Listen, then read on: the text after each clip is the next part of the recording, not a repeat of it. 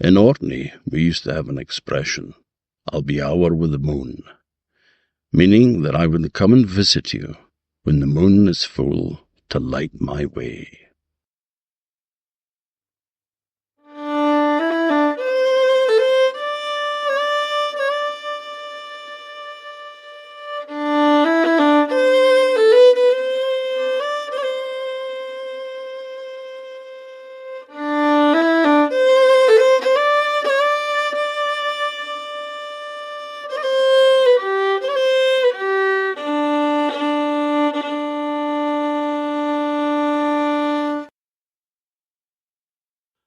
Hello folks, and welcome to another episode of Hour with the Moon. Me and Rhonda are joined today in our library at home in Stromness by a visitor who has come a long way. He is an Icelander and an extremely fine storyteller, a good friend, and my pet Viking, Hjörleifur Helgi Stefánsson. Thank you very much. How are you? Very good, thank you. Very good. And thanks for having me on. And not only on the podcast, but thank you for your lovely hospitality for the few days. That has to be said. Well, thank you. And thank you for not killing anybody. Not that you are aware of, at least. No. You're very tidy, I have to say. I am. You do dispose of the bodies well. Well, you know, sheep farmer for years. That teaches you a lot about carcasses. Mm-hmm. But when you've got a cat, and you come out and there's a dead thing lying on the doorstep, so I appreciate the fact that you didn't bring back any victims. No. Yeah. But we've known each other now for 20 years, and we're just back from the Cape Clear Storytelling Festival in Ireland. Absolutely incredible show. Festival. What a weekend that was, man. What a weekend. Like you have been saying more than once, wish we could have taken that audience home with us. Oh God, I would have. If we could get them as a renting audience, it would be wonderful. People there were just so into stories. They absolutely were. But what an idea to rent an audience. Little bit of an ego boost when the turnout is low. Mm-hmm. You could always keep them in your cupboard at home as well, so that if you're having a bad day, you just open the door and you get a big round of applause and cheers, and you just close the door again and get back to it, Bit of an ego boost. Yeah. I love it. I'm full of good ideas tonight. And I've got a cold as well, so I'm feeling a bit crap, but But that lovely meat pie that you just fed us, that's going to whip that out of you. The old steak pie. That's a good old go-to. Well, unless you're a vegetarian, of course. But anyway, so I was wanting to I think we should probably maybe touch on the beginning about how we first met and how all this kind of came about. Absolutely. Do you want to begin or should I maybe? Well, it seems you're the guest. You should be doing most of the speaking. Really? Yeah. Well, okay. I just swing in my hammock here and do nothing. Well, 20 plus years ago, maybe you remember how many. It was actually 20 years ago. It was 20 years ago. 2004. Of course it was, 2004. Mm-hmm. I believe my good sister-in-law, Ásthildur Magnúsdóttir, she put together something over in Iceland, something that I still today find kind of extraordinary that she did, because she was head of culture for the local council at the time in where we live, and she somehow got the idea, or somebody gave her the idea, but though I think it's her idea basically, to throw together a storytelling festival. And for that she contacted a few local people that she knew that could whip up a story and tell a good story, but she also reached out to Orkney, to Shetland, and to Scotland, and got on and over to Iceland. You, Lawrence Tulloch, there was Bob Pegg, and there was Heather Yule. Mm-hmm. Am I forgetting somebody? No. I thought that was the bunch from... That was the four of us. Yeah, that was the overseas four of you. And to make a long story short, what she wanted to do or put in motion was to reawaken the tradition of storytelling in Iceland. Now, don't get me wrong. We have many good storytellers, but stories seem to be shared by the kitchen table in Iceland nowadays. Back in the day, the tradition would have been to sit inside the turf house in the common room where everything happened, whether it was making love or knitting or dying, and tell a story there. But she wanted to bring it back to the form where somebody stands in front of an audience, and she kicked that in motion by putting together that festival and having you lovely people over. And it was a success. Mm-hmm. It was wonderful. Yes. We got a fine turnout of people. And if I remember correctly, you went on a road trip after that. We did. The whole round of Iceland? Yeah. That was cool. Well, it must have been. Drinking ales gull and eating what? What was it that you survived on? It was some kind of wafer biscuit, chocolate on it. Yeah. I remember the name of the damn thing. Yeah, probably the imported Polish Prince Polo. Prince Polo, that was it. Yeah. Yeah. Was that Polish? A staple in our diet. Oh, right. Because Austa and Jona, who was also of course, working there as well. And Jona, who then later translated your book into Icelandic. Mermaid Bride, yeah, that's right. And your brother Yowie. Mm-hmm. We were all sort of chugging around, drinking beer, and being entertained by Austa and Jona singing the Prince Polo theme tune from the advert. Of course they were. Which I could get the Prince Polo bit, but I didn't get anything else. But happy memories. Yeah, absolutely. So, but we're probably boring the listeners. Yeah. Let's plow on. Let's plow on. No, this is all good. I mean, it's all good. But after that success back home in Iceland, I do believe that you and Austa met not too long after that. I believe you met in Greenland, did you not? We did, yes. I should probably mention that this was all part of an EU project called Destination Viking, Sagalands, about using countries that had Icelandic sagas or a saga tradition. Right. And looking at using that for cultural tourism. And myself and Davy Cooper from Shetland were kind of in charge of the storytelling element of the project, which took on, grew arms and legs and became quite a big part of it. Yeah. So that's why I had Lawrence down to Orkney and we had Bob up from the Highlands, and that's why we Austa met them in Orkney. It was January or February 2004, and Lawrence was staying with me, and we had the great Professor Bo Almquist from University College Dublin, an old lad from Uppsala in Sweden, and we got snowed in. I was taking Lawrence for a drive around, and we got as far as the top of the Wydford Brae, just outside Kirkwall, and I was saying, don't like the look of that, clouds coming this way, and we just got caught in a blizzard, and made it back to the house, and Boo, by this time, had checked out of his hotel, and of course flights were all cancelled, so he came and stayed with us, and I had large amounts of whiskey and food, and there was all you need a fire to sustain life. Fire burning brightly in the hearth.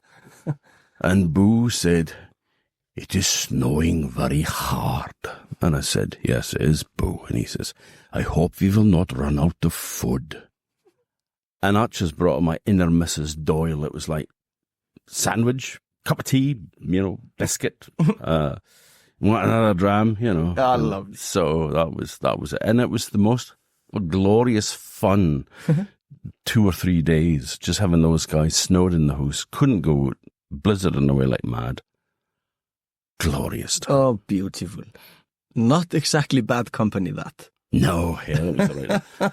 I remember going out one day, I was cooking and came in and they'd found I had a bagatelle board, which is like kind of a primitive forerunner of pinball, but, you know, just like a wooden thing with a spring and a fire balls around. And the two of them were lying on the floor playing bagatelle. And I thought, well, there's the great Shetland storyteller and Bo Almquist, the professor of the guy for sagas and folklore, Absolutely, the historian of historians. I mean, everybody still doffs their cap to Bo.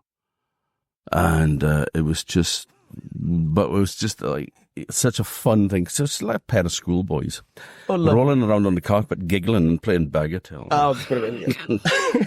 That's beautiful. So, no, they were wonderful. Both of them no longer with us, sadly. No. Lawrence Bo, I did see him. I never met him properly. I did see him, but Lawrence, obviously through that little storytelling festival in Iceland, and of course I got to know Lawrence quite well, and well, he, much as yourself, he was a great influence on me and my storytelling. Don't you go blaming me. Dearly missed that man is. He certainly is. Certainly is. Well, anyway, these adventures took you to Greenland. Yeah, but before that, we had a session in, is it the settlement centre or saga centre in Borgarnes? In town Borgarnes. No, that would be the settlement centre. Mm-hmm. A really good museum / small venue for small theatric pieces and excellent for storytelling. Mm-hmm. Just like really, really good for storytelling. Mm-hmm. I think you need to continue with that part of the story, because all I did was basically sit there on my ass. I know, with your aura and and Danax, but I went up the stairs there, and I saw this young guy sitting at a table, looking every inch the Viking, and I knew instinctively, and I mean, don't ask me how, and I'm not trying to be a pretentious kind of, like, oh God, I'm I took one look at you and I thought, he's a storyteller. He's going to get up and tell a story. So it came as a great surprise to me when you didn't. Mm-hmm. And we were at the bar later, and you came over and we were talking to Lawrence, and I said, I thought you would be telling a story tonight. And he said, I wanted to, but there was these great storytellers from Scotland. And so me and Lawrence looked behind ourselves to see where they'd gone, And they went, us. I said, oh, shit, and we've got day jobs and stuff, We don't just travel the world, like sort of Gandalf. Well, that was basically how it looked to me back then. Well, I obviously was able to carry off that deception quite well. But, very well. No, it was just, I thought, And then, of course, it turns out that you were Austa's brother-in-law, and we were staying at your parents' guest house. Mm-hmm. And so it was the Enskahus. Enskuhusin, yes. And so you ended up hanging out there. I got very drunk on my 41st birthday, which everybody thought was my 40th. So I remember that. They laid on this wonderful party, and then they discovered I was 41 and kind of went, shit. And I do remember people making a huge deal about the fact that you were turning 40, just right there in front of us, on the day and everything. Yeah. And then you kind of cheated because you were 41. I never said I was going to be 40. It came up in conversation that I mentioned that I was going to, it would be my birthday while I was in Iceland. Right. But I think it was Ásta, my sister-in-law, that ran with it.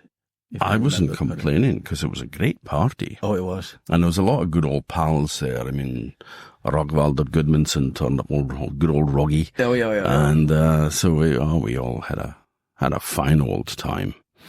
And I think you ended up crashing out in the room I was in because you were going to go and sleep under a rock somewhere on your way home. And I went, well, there's another bed over there. Why don't you just bloody sleep there? Yeah, which I did. Mm-hmm. When you eventually shut up. That was basically, and very probably that was the early forming of you getting yourself a pet Viking. I believe it was probably the origin of that. Mm-hmm. There you go. Just huddle up there in the corner, my little one. There's a basket over there. Over there. There's a letter tray there. Just bit of scraps there on the floor as well. Go ahead. And no yowling at 4 a.m. Mind you, it was probably a lot later than 4 a.m. by the time we got to bed. I'm afraid it was that particular evening. But anyway, without wishing to give people the right opinion about me, and but I, having kind of met you and all that, and you were telling me all about your Anna. Mm-hmm.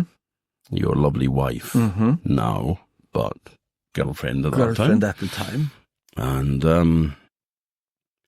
so when I was in Greenland then, as part again of the Sagaland project, I made a short film on Austa's camera saying, Hjörleifur Helgi Stefánsson, get your arse down to Orkney. We've got plans for you. Austa will fill in on the details. Which is exactly what the man said on the video. This is word by word what you said on the video. Mm-hmm. I remember it well. I was sober for once. And this was out on a boat, if I remember correctly. It was. It was on quite a posh boat because we'd been travelling around Greenland by fishing boat up until that point. Well, I will tell you, I had a sneaking suspicion what was brewing when I got that message. Mm-hmm. And it made me quite happy, made me quite excited as well. Because I had a thought what was going on. And even though I didn't tell a story that particular evening, then, in front of friends and family and youngsters, the younger people of my family, I have been telling stories since I can remember. Always been bursting with a story. I just simply didn't know that there was something as getting up in front of people and being a storyteller. It had never been put into that frame. I know what you mean because I was exactly the same when I first met Lawrence Tulloch. Came down for a storytelling festival in Orkney. It was the very first one, 2000. Oh. And I had no idea that was still a thing, that people went around, telling stories. Because I didn't know that there were festivals and things like that. Nobody told me. I didn't know. No. So naive and a bit thick. Well, that's both of us then. Goes without saying. But we were... I was then sitting at home expecting to get an email from you, which never came. And I was going to sit down, is he not interested? And she went, well, I think he is.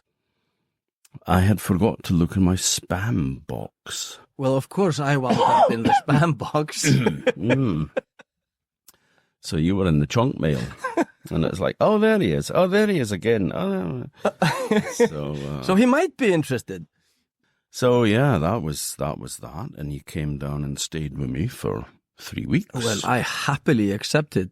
And if I remember correctly, it wasn't even that long until I was at your house. Yeah, I mean, I can't remember, but... We were staying we were living in Denmark. Well, Anna was living in Denmark, learning how to become a dressmaker and a seamstress. And I had one foot in Denmark and one foot in my father's carpeting company, house building company back home in Iceland. So jumping from Denmark to Orkney at that time was, it was a no-brainer, if you will, for me. Absolute. the Smyril line used to run the Norrona, the ship, between Hanstholm and Denmark and Lerwick and Shetland at that time. Because they haven't done that route for a while. They don't do Shetland anymore. Which is quite sad, because that is a brilliant route for those who want to explore their roots back here. Yeah. Follow the way of the sailors, if you will.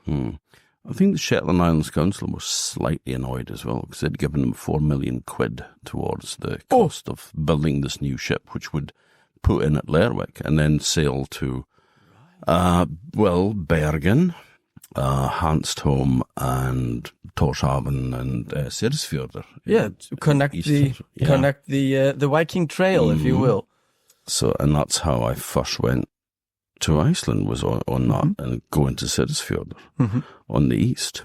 Because I thought, if you're going to Iceland, you should do it like by sea, not just fly, So.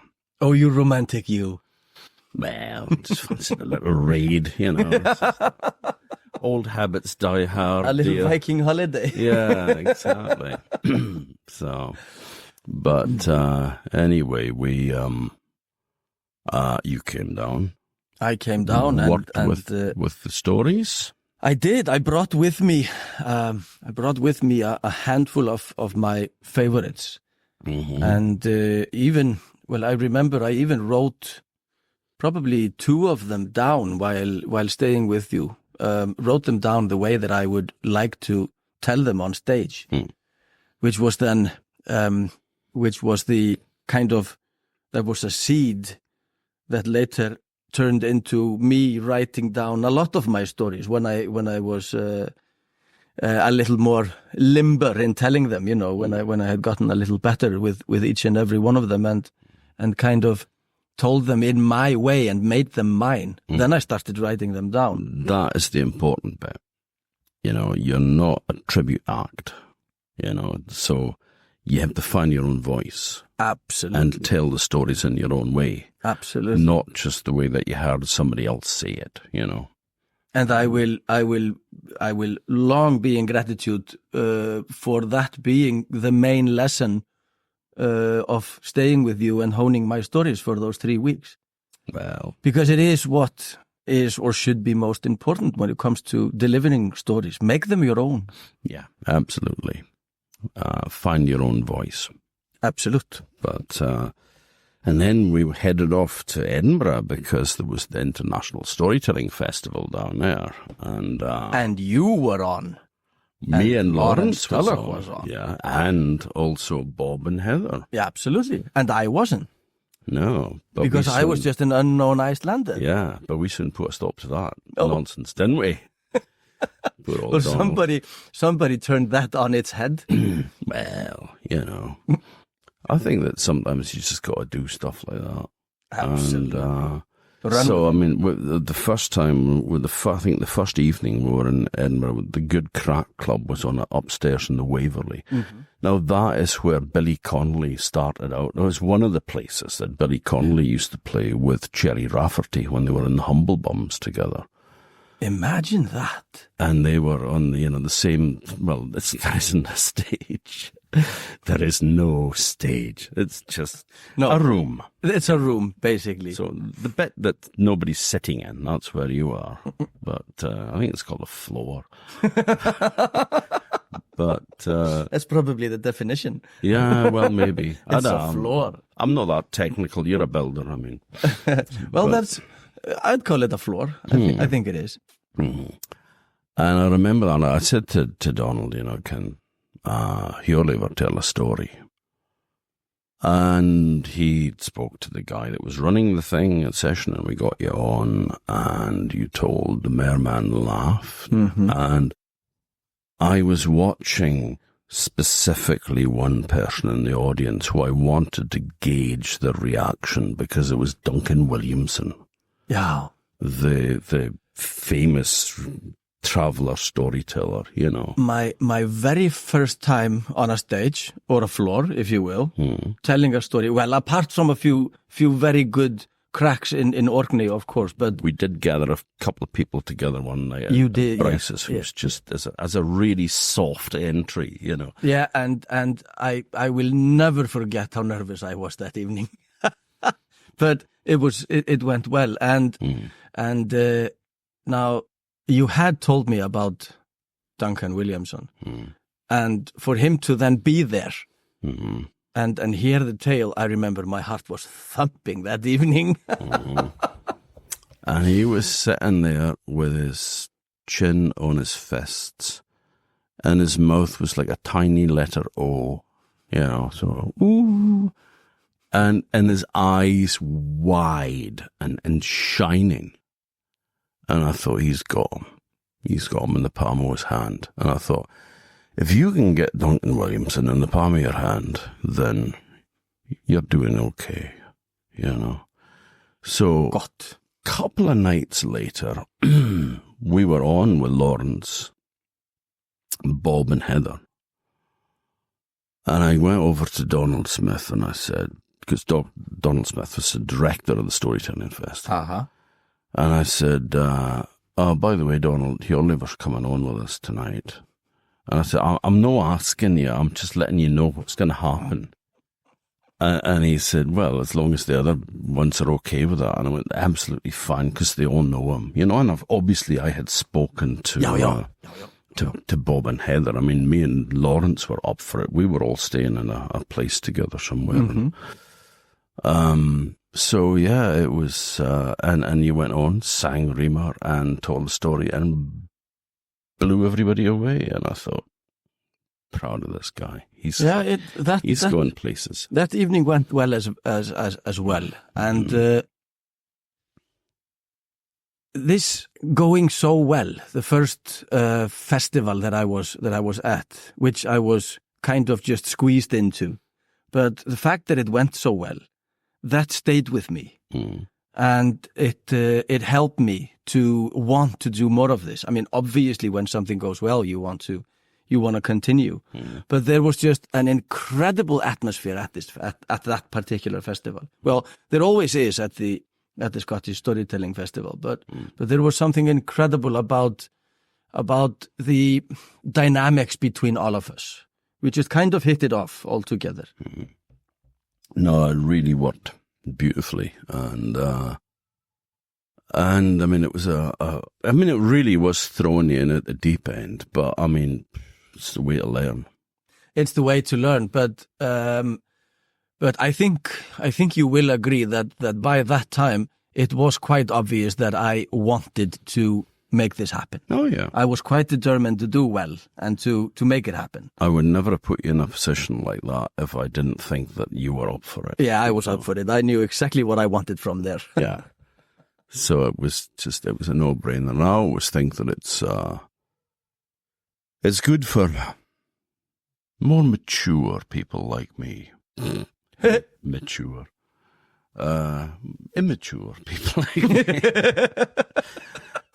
To give a hand up to younger folk, because, you know, like, we've got contacts and stuff just because we've been alive for longer. Yeah. And so I think it's the duty of older people to help the younger ones to get a leg up, to get a start. You know? Yeah. And Tom, it's been 20 years. And in 20 years, a lot of things happen. And I have done a little bit of experimentation, and I will be doing more back home by throwing and hosting storytelling events and evenings. And I've spotted myself one or two obvious talents that somebody needs to help out and push in front of a crowd, much as you did for me. Yeah. So, you know, maybe I can pay it forward. Which is what this is all about. Well, it is what it's all about. Well, that, and of course, I will never forget in Edinburgh when we were then a few years later reunited at the Scottish Storytelling Festival with Lawrence Tulloch 2008. 2008. Yeah.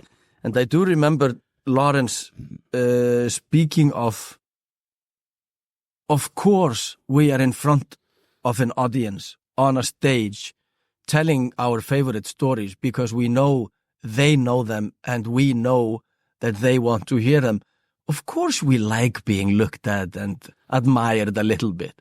I mean, he did not hesitate to bring that up. I doubt that he would agree with me if I called it admitting to it, because for him it was part of it. He loved being a storyteller. He loved getting a little ooh and ah every there now and then and a good round of applause. And we all do. I couldn't give a shit. No, I mean it's a buzz if you're telling a story that means something to you and it's from your culture, it's from your heritage. Sharing it with other people and you don't so much see the enjoyment, you feel it. Oh yes. You know, you feel what the crowd are feeling and that is it's a wonderful thing, and it's just, I suppose, something that comes with time, and so I don't know, because I've never worked at it. I've just done it. Mm-hmm. But it's an important part of, you know, like, I mean, COVID saw everybody doing things online, on Zoom. Mm-hmm. And, you know, that brought a lot of people together. It brought me together with a lot of people who are good friends now, and we have done things together as well as a result of it. But you just don't get that same feedback because you're talking to a screen. No, you don't. I did a couple of sessions during COVID. I know you did a lot of them, but I did a couple as well. But I did watch many of them, many, through Auntie Liz. Mm-hmm. Liz Weir.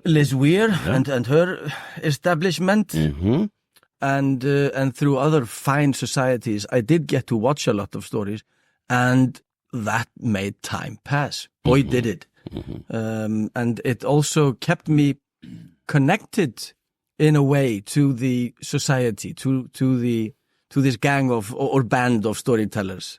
Mm. And it reminded me that, you know, even though it was COVID times and we were all staying at home, but storytelling, you know, mustn't die and was still going on. Well, people needed stories at that time because, yes, exactly. You know, it was something that was uplifting, but it was also just a good way of passing the time. Yep. Which is why I was recording stories here, you know, Tales for Troubled Times. It was the only thing that you could do was to try to give something back to people to help them get through the day, because we were all in the same boat, you know. And so, yeah. But to drag this off to in a slightly different direction. Let's. You were saying about, you know, the stories that you had were favorites of yours. Mm-hmm. How did you learn them? How did traditional Icelandic folk tales come into your life? Well, my grandmother, Ása, she most certainly was born in the old country. She was born into a house of turf and stone, and she was quite poor. Her family was quite poor. And she was the one who told me a story when I was a tiny, tiny little thing. Then she told me stories. And not only that, she knew poetry like the back of her hand, and she was always reciting something or mumbling something. But she was the one who told me stories. Maybe not many, and maybe not with a fire display going somewhere, you know, maybe not fireworks going off somewhere in the distance. But she knew a handful of stories, and she told me. Now, my grandfather, Jóhannes, her husband, they both lived at this time when I was growing up. They both lived on a farm which is named Ánabrekka, and is merely a stone throw away from Litlabrekka, where I grew up. It's basically the same farm, just family houses a few hundred meters apart. And Amma told me stories. Afi, Jóhannes, he taught me how to read and write. So with me on his knee in front of his desk, he would have empty envelopes that he would lay down in front of me, and that is how he taught me how to read and write. And from there on, he gave me books and access to written stories, to these collections of people such as Jón Árnason, who was an avid collector of folk tales back in the day, and other brilliant books of not only folk tales but of tradition as well. He made sure that I got to know the Icelandic horse. That was a big part of my upbringing, and all the weird esoterica that is bound to the horse back home in Iceland. So I will have to say that the two of them, the pair of them, are most certainly what taught me tales and brought me into the fascination, gave me the fascination. Mm-hmm. So that would have been the two of them for sure. So you're always from a kind of a farming background. Absolutely. Like me. And I still farm. I still live on that family farm back home in Iceland. I am fifth generation there. Mm. So you might say we know our way around there by now. Yeah, I think you get a fairly good idea. You said that your grandmother was born in a turf house. I mean, what was life like back in the distant past? It would have been quite difficult. Harsh is a word that always comes to mind. Mm. And when I was young enough, when I was still a kid, then she would give glimpses into that life, and I know it was difficult, and I know that she saw it absolutely not in no beam of light, because it was harsh. And she knew poverty and she knew cold when growing up. The turf house would have been primarily built out of turf and stone, and they were damp and they were small. And for some reason, like we talked about earlier today when we went on the visit to that wonderful farm museum of Kirpister, for some reason the hearth went from the mutual room that I mentioned earlier and into a fire room, which was another room. So all the heat and the smoke was, it meant the smoke wasn't maybe in their eyes the whole time and throats. But the warmth from the fire was gone. So the common room was bloody cold and damp. It would have been as well. And I think harsh and cold is the first that comes to mind, for sure. These were difficult houses, but they kept us alive through the centuries. I remember visiting one, I think it was the first time that I was in Iceland, which would have been about 2002 or so. Mm-hmm. And went into a place which was basically like a fisherman's bothy, like a bod. Yeah, booth. Where the guys would sleep who were crewing the fishing boat. And I mean, I was there, I think it was February when I was there. I mean, I remember going to the waterfall at Gullfoss and it was all frozen, you know. Mm-hmm. And it was so cold that you were kind of, like crying. Oh, it can get bloody cold, make no mistake. Because being the intellectual that I am, I had like a kind of a tenner in my pocket, and I thought I could either buy a hat or I could get a haircut, because I was really needing a haircut. So I decided to go for a clipper cut, So the money went on that, and I didn't buy a hat, and I didn't have one.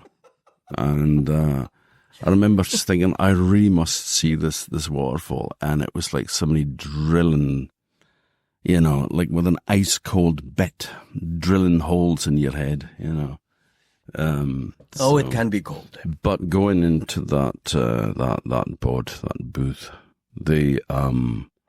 it was so cold in there. It was cold outside, and you went inside, and it was like a refrigerator. Absolutely. And the turf, it had the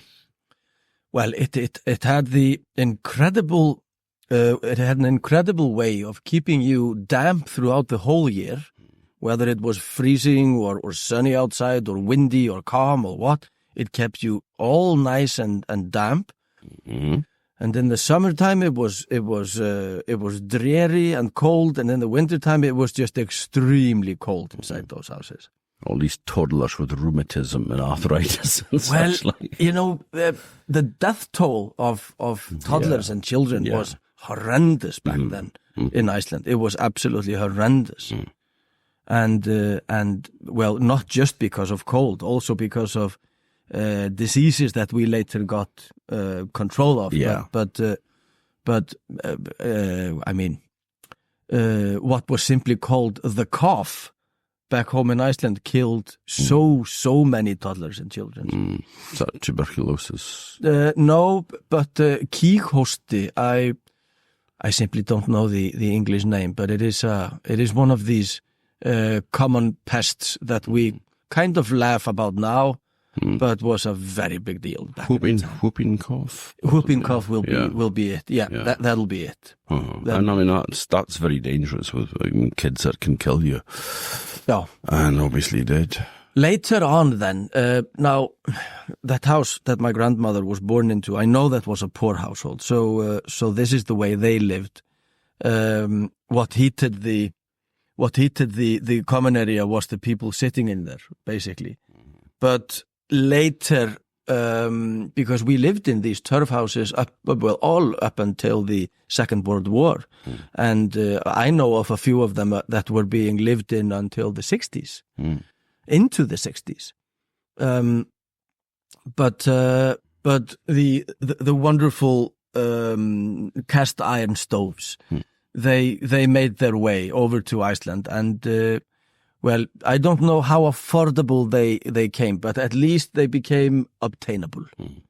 And they changed the atmosphere of the farms a lot, obviously. Now, would you give us one of your stories? Is there any old favourites that you have up your sleeve? Absolutely. I have to begin. If we are sharing maybe one or two or three here tonight, then I have to begin with the one that started it all for me. The one that I told, that brilliant night in the Waverley that kind of opened it all up. Right, that's your first introduction to storytelling. It really is. Sit back, folks, and listen to this. You're in for a treat. Thank you very much.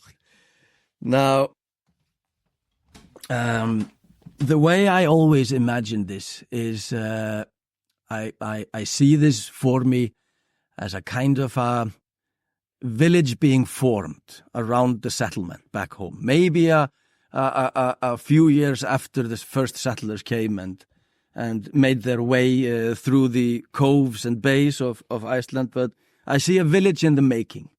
I see a blacksmith's house already being built, and I see a few farms strewn around a ness. I see a beach, black beach, and a young fisherman who has just recently built his cottage. And he is just recently married to a wonderful, wonderful wife. And the two of them are as happy as they can be. They have built the cottage. He has a little dinghy that he takes out every single day. And he used to row that to his favorite fishing grounds, which were shown to him by his father, who was a fisherman before him. And they had a little dog, and life was just absolutely wonderful. Now, one of these ordinary days, the young fisherman, he took out his dinghy and he rowed out, and he started lowering his line into the sea. Over the boat, he lowered the line, one hook after the other, all of them baited with, well, probably some wonderfully rotten horse meat that gives up just the right stench to allure cod and maybe even a flounder, and if you are incredibly lucky that day, maybe a small shark. And on a day like that, they were few in the year, but on a day like that, when he landed a shark, now that was a day that meant good times ahead, because then he could take the meat of the shark and he could cure it, and he could make our wonderful delicatessen and treat, which is the shark meat. Now, the shark has no way of getting rid of its urine. So what it does is that it just simply throws it all into the flesh. And when we cure the flesh of the shark, then we are bringing out that wonderful flavor of ammonia and urine. And then when it's just right and tender and smells like something from the bowels of the earth, that's when we cut it up and we eat it, and it's wonderful. Just imagine the most foul cheese you have ever come across in your life, and that is going to be hákarl or shark meat. And people think I'm kidding when I describe, but no, this is basically what it is. No, it bloody isn't. And when the young man caught a shark, that meant that he got well paid, because he could sell the cured meat of the shark for a hell of a lot more than he could his cods. But don't get me wrong, cods were what this was all about. So he was happy with every single cod that he hoisted into his boat. Now on this particular day he had laid out the whole line, and he is there bobbing on the waves, and he is thinking about his wonderful wife, and he's thinking about how happy he is with a cottage and how well this is all going. Of course, life is difficult, but it always is for young people starting off. It doesn't matter if you're in a village of settlers in Iceland or you're making your first way as a couple in modern times. Now, when the time was just right, and he knew, because this he had done many, many, many times before, and when the time was just right, he started pulling in his line. And there was a big, beautiful yellow cod, and there was another big, beautiful yellow cod, and the third. And then, all of a sudden, as he is peering down into the dark beside him, he sees some kind of a figure emerging from the deep. Something quite a lot bigger than a big cod. So he keeps on pulling and hoisting, and he thinks, is it a flounder? Because a flounder was nothing to frown upon either. Or is it maybe a shark? And he pulls on the line, and he pulls, and he pulls, and he pulls, and into his boat, eventually he pulls a merman. And the only reason that he knew that he had pulled a merman into his boat was the fact that he had been told what a merman is, because he was the son of a fisherman. Now, I bet you his father never saw a merman, but maybe his father did, so he could explain to him. Now, our young fisherman had no idea what to do with this catch of the day. But he was a fisherman, by heart and by trade. So he looked at the merman, and he said, I've caught you, I'm keeping you. And the merman replied, and he said, why? There I was, on the top of my mother's roof, fixing her chimney, minding my own business down there, when you hoist me up with a hook, no less. How rude! You will let me go right this instant. No. I am a fisherman. I caught you. I'm taking you home. And the merman crossed his arms and did not utter a word. Now, this was a very unusual situation, but the young man was in a good mood, and he decided to row home immediately. Maybe partially because now there was another being in the boat gleaming at him, and this one was not dead at the bottom of the boat. This was quite alive and sitting opposite him with a stern look on its face. So he decided to make a half day. And besides, he couldn't wait to get home to his young wife. So he rowed the boat back with only a handful of cords in the bottom of the boat, but a merman on the thwarf in front of him. And they reached shore, and the young man, he jumped out of the boat, and the merman showed absolutely no sign of moving whatsoever. So the young man, after having carried all the cord from the bottom of the boat, well, he simply carried the merman from the boat like he was a baby. And mind you, the merman was quite a lot smaller than we are in stature, even as Icelanders and Orcadians. You're quite big for me. And he put down the merman, and the minute he looked up, his dog came running along the shore. Filthy, absolutely filthy, having plowed through every puddle and every kind of filthy mud puddle it could have found, and it jumped him in its purest form of joy over seeing its master. It jumped him here up on his breast, and the man, he shouted at the dog, and he pushed it down, and he kicked it, and he kicked his dog hard, and the merman went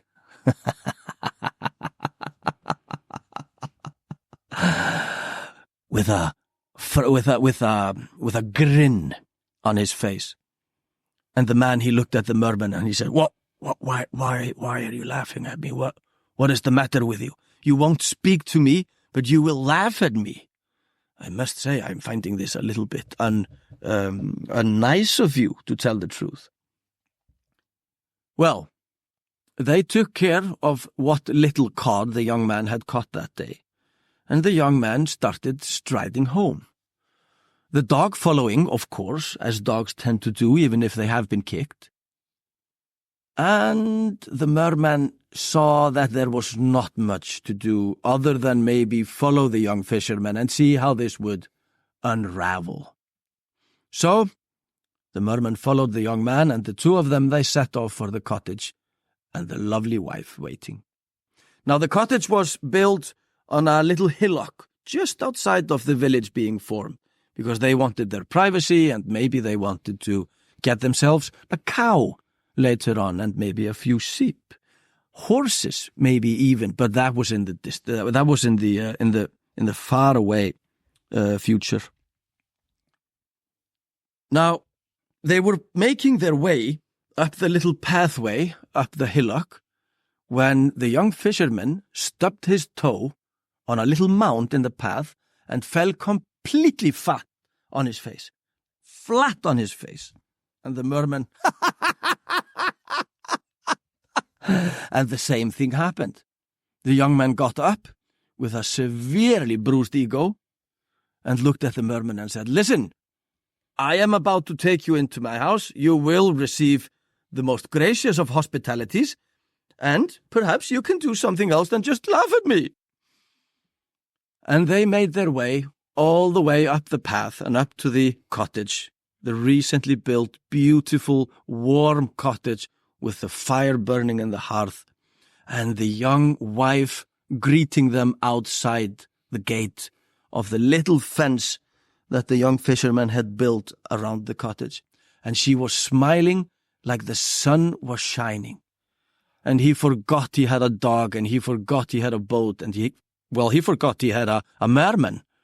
And he just fell into the arms of that wonderful being that was his wife, and everything was forgotten. And then the merman basically lost it. And he laughed, and he laughed, and he laughed, and he laughed. But this time the young man, he couldn't give less. He was where he was the most happiest. Well, in they went, the three of them, and there was a lovely stew bubbling on a pot over the hearth.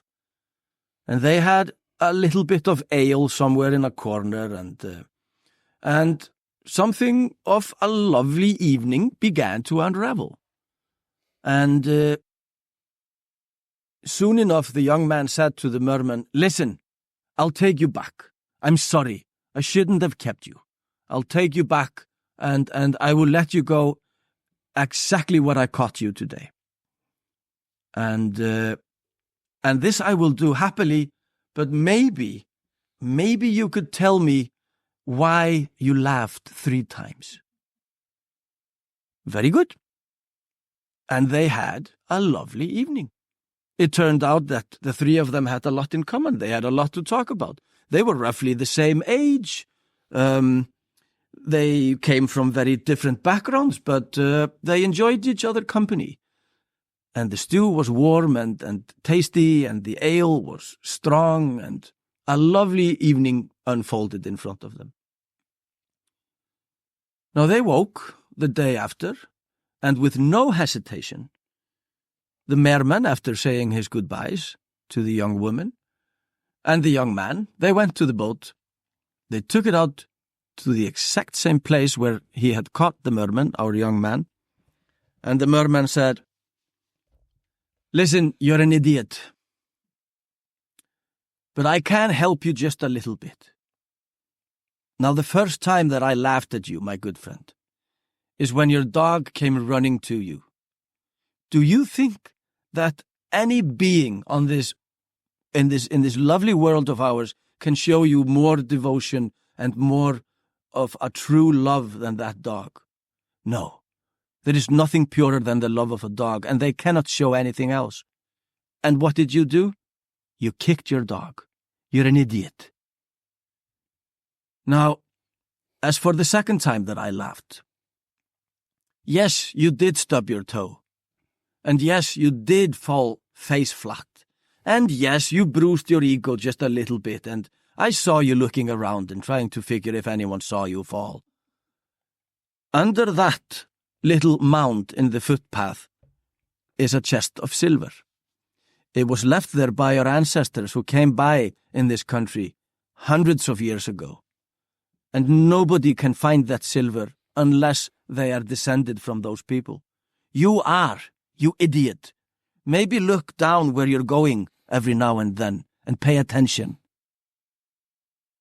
Now, as to the third time that I laughed at you, let's just say, my friend, that when the blacksmith in the village is by your cottage delivering the fish hooks that you ordered the day before, and you are not at home, well, he just might be delivering a little more than just those fish hooks that you ordered. Again, maybe you should keep your eyes open and look a little closer to yourself. And with that, the merman jumped off the boat and was gone, and they never saw each other again. A fact that our young man lamented for the rest of his life because he really liked that fellow.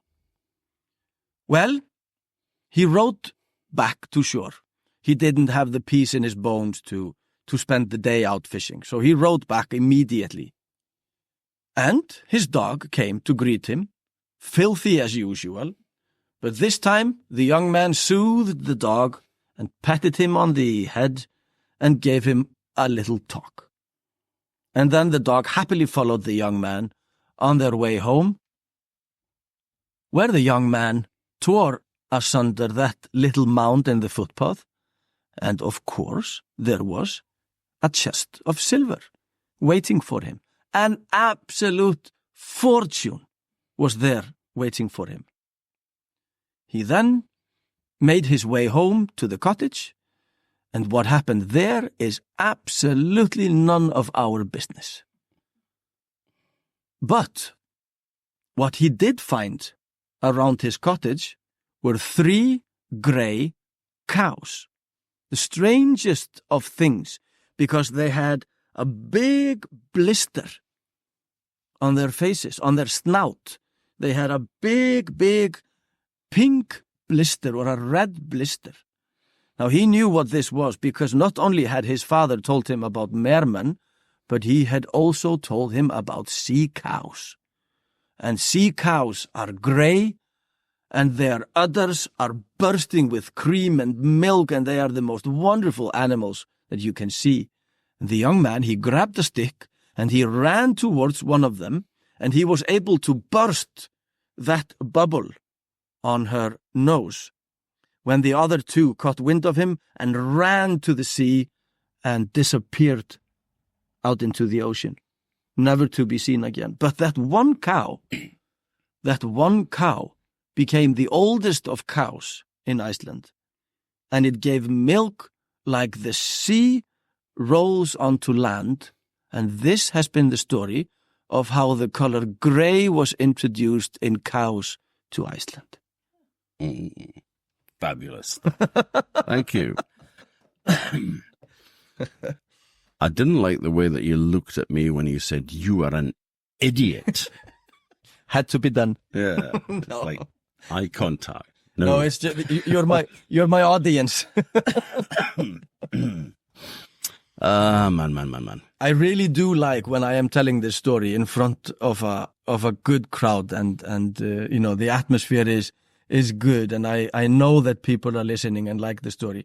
I really do like gazing into someone's eyes, preferably a man, when I say, "You're an idiot." You just need to be careful with that. Yeah. I know it's gonna burst in my face one of these days. I know it is, but well, a fist might, but a fist might, yeah. Yes. But Iceland has got a bit of a reputation of some quite dark folk beliefs. Oh yes, that is very, very true. Mm-hmm. And isn't that forged when life can be very bleak and difficult? I think that is the case. Yeah. We have, if we resort to magic, nothing was feared more than dark magic. And we have several folk tales that tell of the fear, of the terror that people had for dark magic. We have some creatures similar to Orcadian things, such as what we call tilberi, or something that carries things around. If I remember correctly, then these could only be made by a woman, and what she needed was a rib from a sheep, and then she needed the stomach of a cow, and then she needed the skin of a 12-year-old fox, preferably a female fox. And this she would, with her dark knowledge, somehow put together and then blow life and create a being that was little more than a rib and a belly surrounded by fox skin. And this would then be seen, basically rolling in the landscape, going from one farm to the other and suckling at the teat of the cow in the household, thus stealing the milk from the farm, and then even being able to go over to the next farm and maybe 3, 4, 5 farms before it came home to the mother, if you will, the one that had created it. And then the tilberi would spew all the milk that he had stolen into a vat, something that we called saur, and was a vat used to contain milk, a wooden barrel with a lid on it, small barrel. And then to keep the thing alive while it was not running around stealing milk, it would have to reside on her inner thigh, and there it would bite itself into a blood vein and suckle her while it was not somewhere stealing milk. Quite dark. Charming. But see, you do see that this is the primal fear of the people in the turf farms in Iceland, that the cow stops providing, that something happens to the cow so that they don't get milk anymore.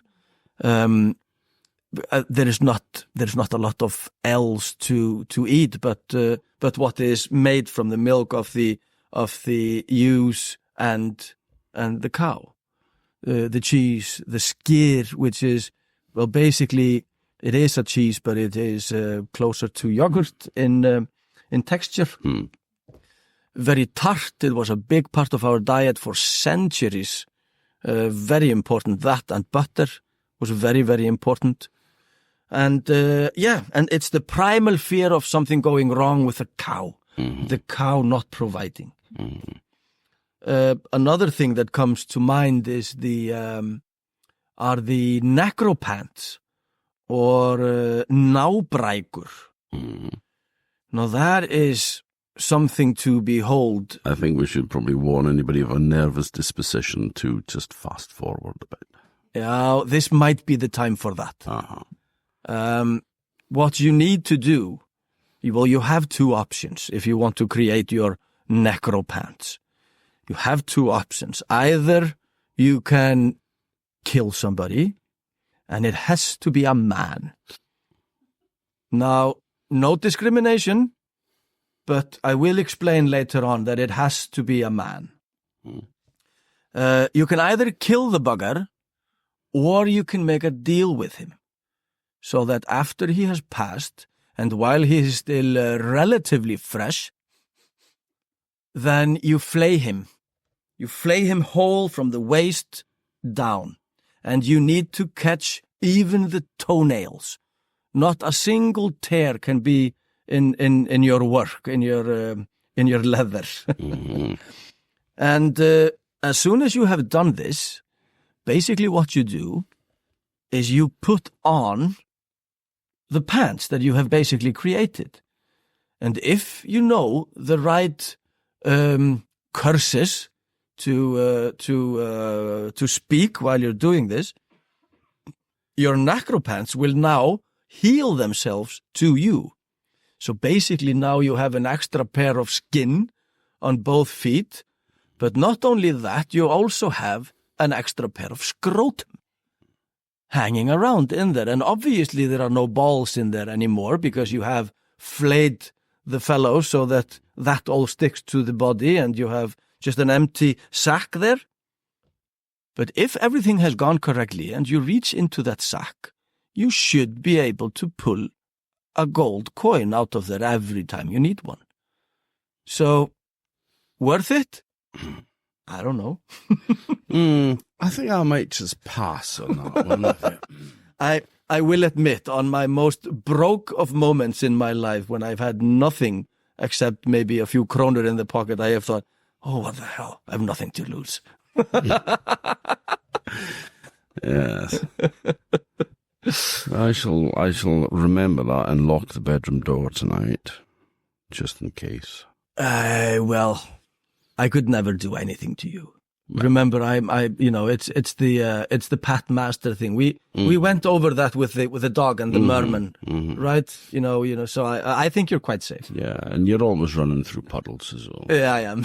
Yeah. I have actually gotten quite a bit of running done here while I've been staying with you guys over the past few days, and you'd be surprised how you can trespass around here and enjoy. There are quite a few paths that you can find if you go off the beaten track around here. Yeah, as long as you respect the country code and close gates. And of course, that. Goes without saying. Don't run through crops, but we all know that because we're both farm boys. Absolutely, absolutely. Well, shall we? Should we wrap up? I was going to ask you actually about something else. Was raising the dead. Yeah, I was just about to say, should we wrap up this dark corner of ours by raising some dead? I'm always up for raising the dead. Yeah, I think me too. It's just hell raising and raising the dead. Yeah, it's just if you're bored, you can always raise a ghost. I mean, it's always a good idea, basically. I don't know if it's a good idea, but it depends. You see, well, let's go over it step by step. Now, if you manage to raise a ghost and you do it well and it goes the way you want to, what you have is basically a slave for a lifetime. But be prepared, because if this goes the way you want, and you have a slave for the rest of your life, you're not getting rid of it either. It's going to follow you until the day you die, and after that it will follow your children, and then it will follow your family after your children's day. So, be prepared for having that thing around. And that being said, when you choose the grave from where you're going to summon your ghost, maybe, again, like with the necropants, maybe you pick a fresh one. Because the stench will follow the ghost up from the ground. So pick a fresh one. I think that's a good idea for everybody's sake. Now, obviously, you go to the graveyard on midnight. You find your grave, and then you walk counterclockwise while reciting some of the most horrid things a human can say. It is so foul and it is so vile that I will not speak it here, absolutely not, in front of our wonderful audience, let alone you guys. But for those interested, I will leave it with Tom so you can get in touch and get a copy of what you need to say.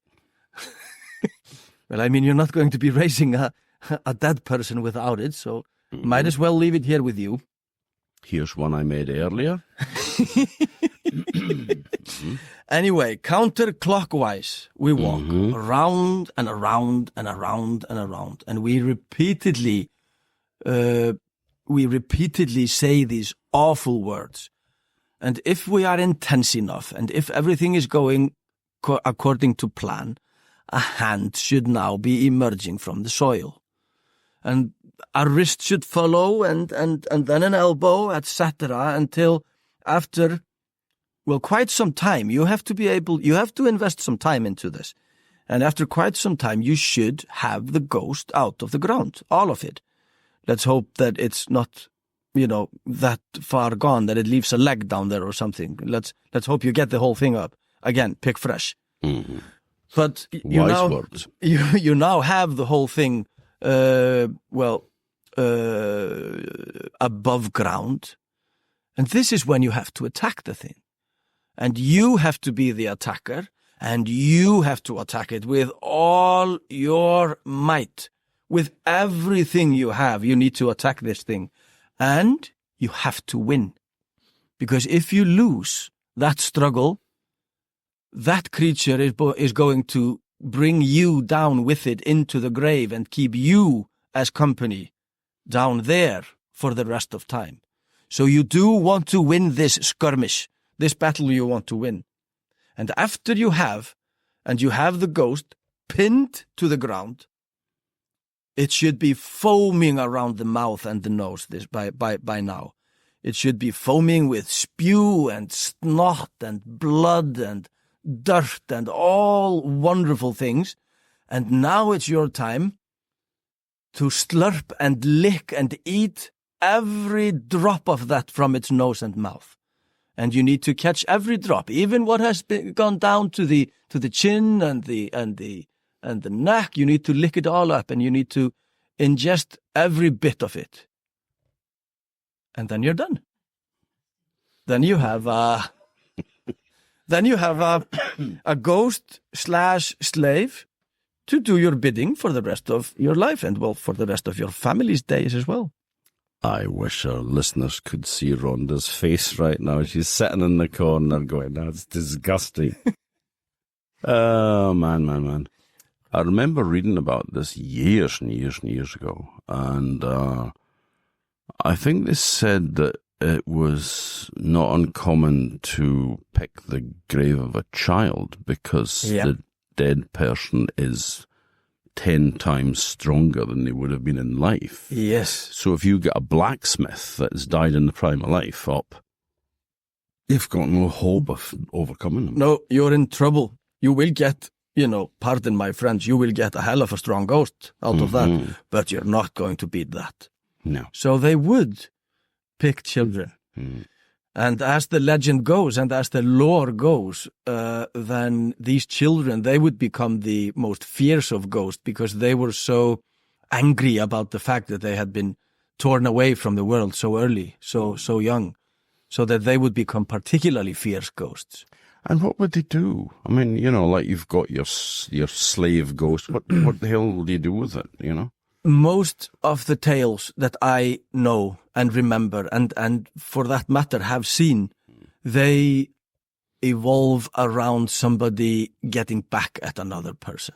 So they are sending the ghost to another person to do mischief, basically. Hitman, basically. Ghost. Yeah, either to kill or to kill the ones that the ghost is aimed at. Maybe even worse, maybe to maim livestock at the farm, so that everybody is affected. There is usually something horrid like that behind the awakening of said ghost. Yes. Don't try this at home, children. Man. On a slightly lighter note, I know that the one thing which impressed people in Edinburgh and at Cape Clear recently as well is your singing Rímar. For our audience who have maybe never heard of Rímar, what is it? Hey friends, I just want to tell you how much Tom and I appreciate your spending this time with us. If you've just discovered our podcast, you might not realize that we have a website too. Whether you're interested in Orkney history, folklore, storytelling, or everyday life, you'll find it on Orkneyology.com. We're also publishing some really unusual books now through our Orkneyology press. If you'd like to encourage us in our work of preserving the wisdom and heritage of older times, buying our books direct from our online shop is a great way to do that, as is sharing our podcast and our website with people who might be interested. And if you'd like to buy us a coffee or a dram, we do have a page on Ko-fi, which is spelled Ko-fi. Just look for Orkneyology. Thanks again. Enjoy. Well, rímur is an ancient form of poetry. And rímur is the descendant of ljóðaháttur, which is the form of poetry the settlers took with them to Iceland. That tended to be 8 lines with AB rhyme. And what we believe is that this gave the storyteller, or even perhaps the law sayer, the edge or the help to remember epic bulks, because the rhyme would lead you through this immense text that you were trying to remember. And this ljóðaháttur then formed into ferskeytla, or we can translate that maybe as 4 shots, we could even say. And it's 4 lines with the rhyme being AB. But what do you mean by A? Well, the first line rhymes with the third. Oh, the second line rhymes with the fourth. I get you. And not only that, but you also have to use 2 letters as first letters in a word in the first line, and then that means that you have to get that letter as a first letter in a word in the second line. So 2 letters begin a word, 2 same, and the third same needs to be in line number 2. And if this is not complicated enough, then it depends on the rhythm where you can place these 3 opening letters. Or, well, it's the same letter in 3 times, but depends on the rhythm where you put it. So basically, it's really complicated. And my grandfather Jóhannes, he taught me how to put this together, and he taught me the rules of the game. And singing this 4-line poetry is then today what we call að kveða rímur, or to sing rímur. And this was something that was done, I remember you saying years ago, by people when they were riding out gather sheep because of the ban on singing by the church. Absolutely. And not only there, doing chores, cutting the grass, milking the cow. This was the fist in the face. We will too sing, but some people say that the singing sounds so silly and horrendous that it didn't pass at singing. If you ask me, I believe that is a part of an era that we sadly went through in the 30s, 40s, 50s, which aimed to ridicule this ancient method of singing of ours. Yeah, that sounds very familiar. Doesn't it? Same with stories in Orkney from the kind of mid-19th century as well. There was old-fashioned, ignorant superstition. Yeah. And should be just eradicated or forgotten about. Absolutely, and that was the case of Rímur. And it's very interesting that you mention this having to do with stories over here in Orkney, because the stories, they were always held high back home. The classical tales of the trolls, such as Búkolla that disappears and is found again and turns out to be a very magical creature that can talk to the boy who is searching for her, and then all winds up well. Gilitrut is the troll wife that the young lady of the house needs to guess its name.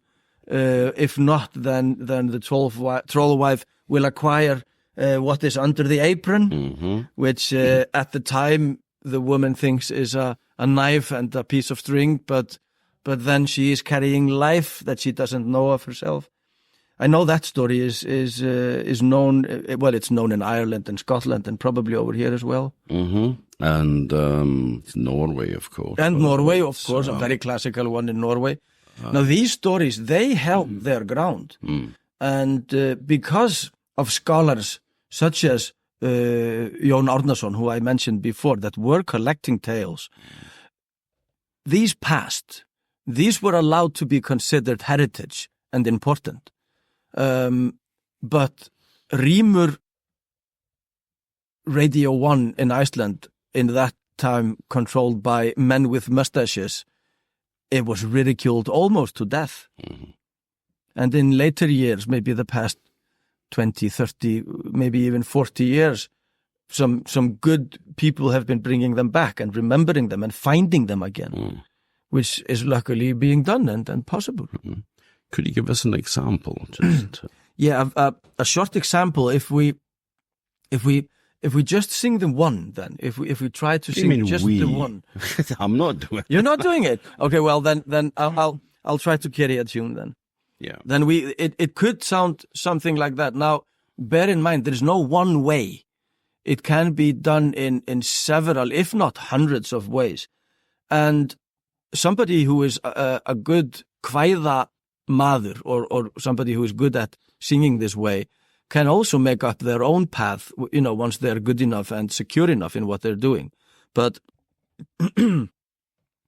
Vitað hef ég heyrt og reynt hestsins vit og snilli, þegar ekki gat ég greind götu jaðra á milli. 4 lines, very narrow, and sung with gusto. And sung particularly very well, if I may. Well, thank you very much. Thank you very much. You sort of you went into that so fast. It's like, huh? Yes, but maybe that just suits the form very well, because the form is very tight and very narrow. And when you only have 4 lines to work with, and you're bound with the opening words, the opening letter of the words, and you're bound by the rhythm as well, then it's just as well that it's quite tight and narrow. Now we could for fun, we could hear a little bit more, and this is also að kveða, which is singing this particular way. But this is it is more different because this is ljóðaháttur, which I mentioned earlier, which is basically the old way. It is the way that these fellows in the sagas, Egill and Njáll and these fellows, they could hardly kill another person without writing some epic poetry about how great they are. And those would be these 8 lines. Krummi svaf í klettagjá, kaldri vetrar nóttu á, verður margt að meini. Fyrr en dagur fagur hann, freðið nefið dregur hann, undan stórum steini. Allt frosið úti går, ekkert fæst við ströndumor, svengd metti mína. Ef að húsum heim ég fer heima, frakkur bannar mér, seppur sorpað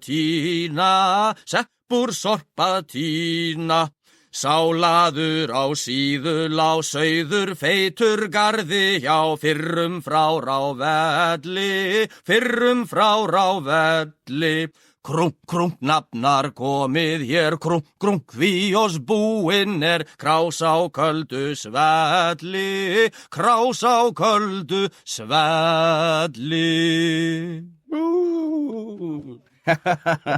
That could basically have gone on for hours and hours.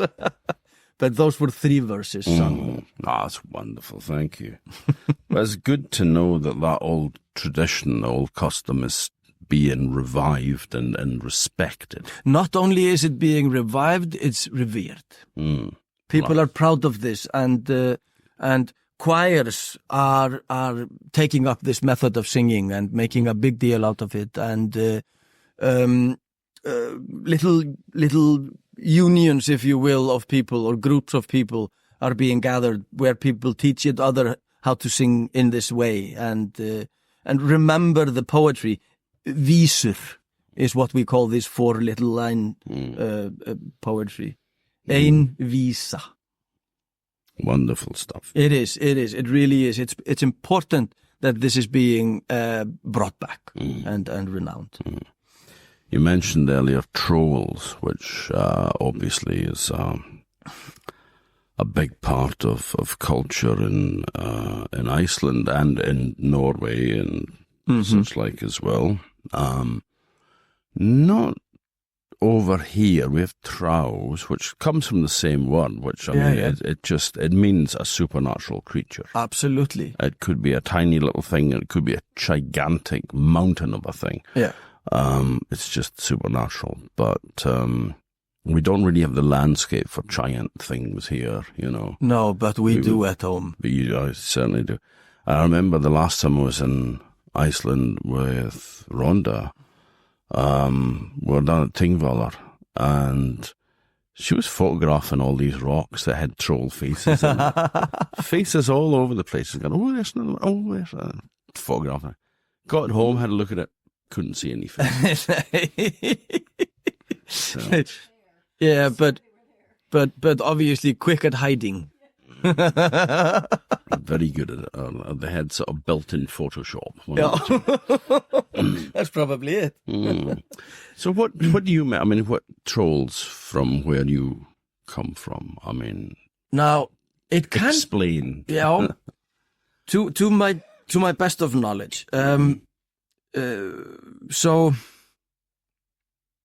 when you listen to the tales and when you read the tales, usually they are a being of stature not that big that, you know, they can live inside a cave. They are not like the giants in Ásatrú that fit nowhere except under the sky. They will live in caves in the lore back home in Iceland. And we have almost endless tales of them having all sorts of companionship with people. It can be bad and it can be good even. There are a handful of the tales that go on about good relationships between trolls and humans. Heck, we even have a couple that where young men marry troll wives. So the troll is, shall we say, it is 2 or 3 heights of a man. That is usually the way I see them, at least. But then again, we have one tale which describes a troll wife that wanted to make her way from Norway to Iceland because she wanted to visit her sister who lived in Iceland, and she was going to wade. And she was doing quite well until she came to the most deepest part of the sea between Norway and Iceland, and then she stepped on a flounder, and she fell over. And there was a ship passing by, and she did her very best to reach the ship, but she couldn't reach it, and she lost her feet, and she drowned. And she washed up on a beach in Iceland, maybe the black beach that all the tourists are aiming for now by Vik in Iceland. Some accounts say that was the beach where she was washed up. And she is reported to have been so big that when she was laying with her feet, with her knee up in the air, on her back, with her knee in the air, a gentleman could ride under the knee and only reach the back of the knee. The back of the knee. Has no name, I was always told. No, okay, the back of her knee with his whip from his horse. That was the only way for him to reach the back of the knee. So that must have been a huge troll wife. But I see them as blackish, dangerous beings, 2 or 3 times the height of a man, rough like the mountain edges around us and the cold of the Icelandic winter, and not to be messed with. Not just misunderstood, then. Poor little things. Yeah, it meant well. Well, we were the one who imposed on their land. True. But it's never stopped us in the past as it a hasn't. species. No, it hasn't. We've been around. Do you have a story? Yeah. Anything you want, actually. My absolute favorite troll story is about a young man whose name was Valtýr. And Valtýr was the son of a farmer, and he was brought up poor in a house of turf and stone. And we have all our usual story outlayings, the poor farmer and his wife and the son, and there's only the one cow and a handful of sheep, and Valtýr, he wanted to learn. He just yearned to learn. And lucky for him, his parents knew how to read, and they taught him how to read. They had a handful of books in the common room in their turf house. Now, I imagine that would have been the Bible, or at least parts of it, and then a book of Psalms, which was called the Psalter, and was known in almost every household in Iceland. No matter how poor you were, almost every single household had a copy of the Psalter. Now, Valtýr, to make a long story short, with his good wits and his hard work, he managed to get himself into the school of Bessastaðir in Reykjavík. Just outside of Reykjavík, but very close.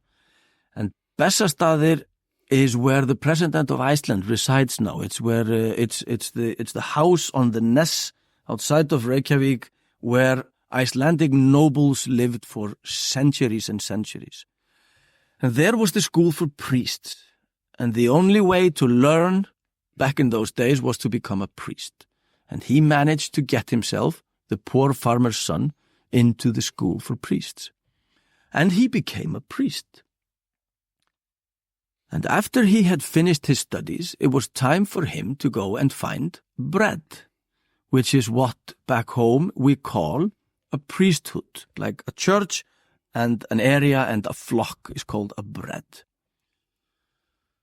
And he searched and he searched, and he looked and he looked, and he asked, and nobody was hiring, which is of no surprise, because to become a priest, you had to be a nobleman. You had to be the son of a nobleman. Heck, maybe even the son of a priest. And he couldn't find bread anywhere. No church was hiring.